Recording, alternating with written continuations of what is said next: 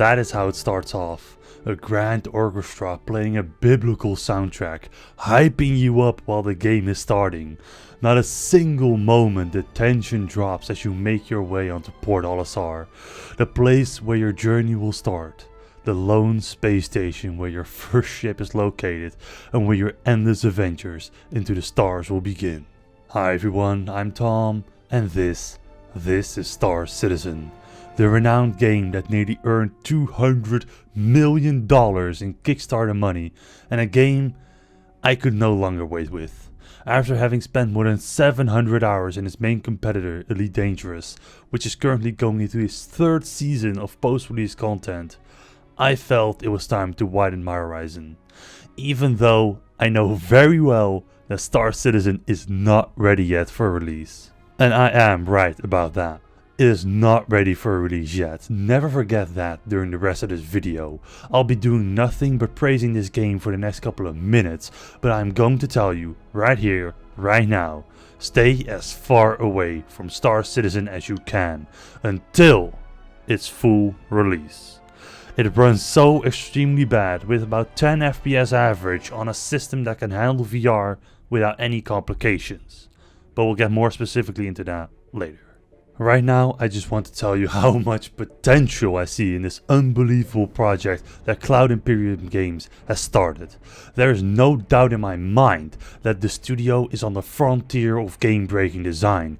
Instead of using existing systems and software to crank out the next ordinary first-person experience, they instead use the immense stack of accumulated Kickstarter capital and invest it back into making new systems, which in turn can make games on a whole new level.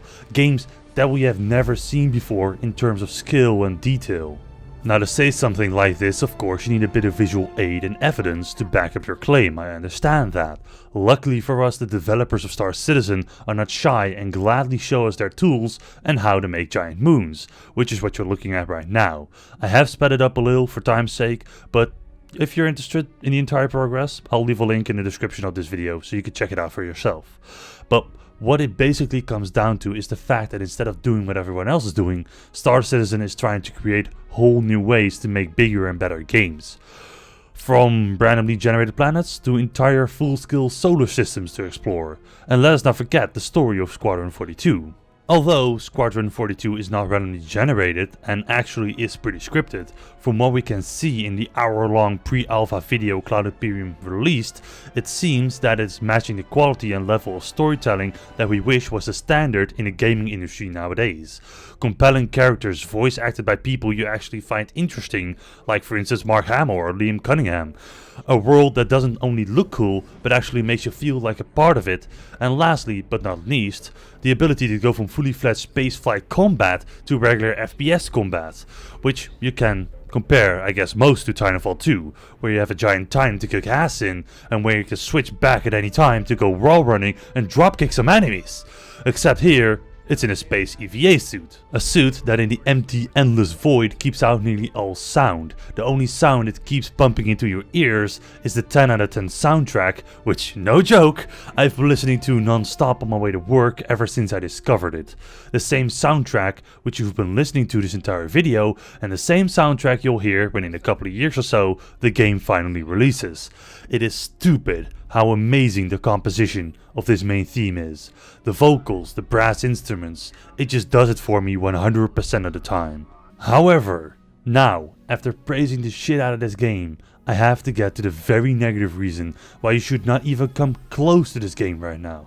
Even though I just told you Star Citizen has more to offer than most other games ever made, you should stay away for one single reason, and that reason is that at this moment it is unoptimized garbage.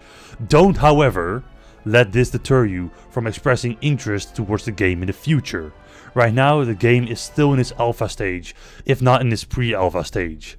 It is in no way finished, and to be quite honest, I don't get why they let people play it already. I mean, my experience with Star Citizen over the last few weeks, with a few exceptions, has been horrible to say the least. From dozens of hard crashes to horrendous frame rates, to literally falling through the planets and having to kill myself to respawn, not to mention the shitload of bugs that plague you every second of playing. I get that seeing a game getting made is amazing to experience, but in this case it might be doing more harm than good. Going low on the PR until your game is almost finished is not a bad idea, especially seeing that Cloud Imperium Games has set such high stakes for itself. Failing to meet those high expectations in a realistic time frame sure as hell doesn't make you look good in the public eye. And in case you didn't know, 6 to 8 years for a game release is not seen in the public eye as a realistic time frame, which then results in titles such as Star Citizen is vaporware. Now I get it. I'm not upset, even though my voice says otherwise, that my experience so far has been less than pleasing. Because I expected it to be like this. I hoped it would have been better, but it just wasn't ready. Now I also understand that backers who put in $200 or more back in 2012 would have liked something more to show for it by now. To call it vaporware, however, does seem inappropriate to me, seeing that they hold an actual conference each year showing off what they have accomplished. If you're going to run off with the money, which in all honesty doesn't seem like a bad idea because I mean it's $200 million, why go through the trouble of actually putting in any effort at all? In the end, what I would advise you to do is to stay away from it until it is fully released in either 2019, 2020, 2021, who knows.